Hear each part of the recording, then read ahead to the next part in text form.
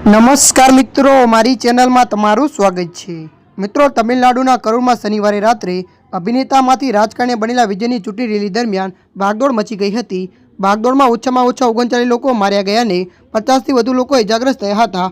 મૃતકોમાં બાળકો અને વૃદ્ધોનો પણ સમાવેશ થાય છે।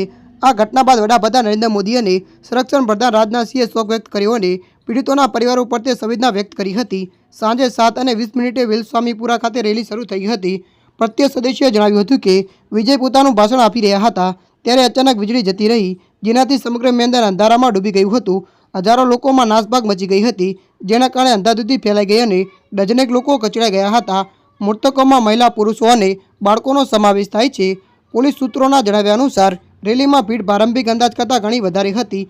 વહીવટીતંત્રે 30,000 લોકોને આવવાની પરવાનગી આપી હતી, પરંતુ સ્થાનિક અહેવાલો દર્શાવે છે કે આશરે 60,000 લોકો પહોંચ્યા હતા।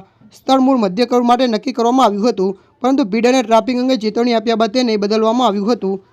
ત્યારે મિત્રો, હાલ માટે આટલું। મળીશું નવી અપડેટ સાથે। જો તમને અમારો વિડીયો પસંદ આવે, લાઇક, શેર અને સબસ્ક્રાઈબ કરી નાખજો।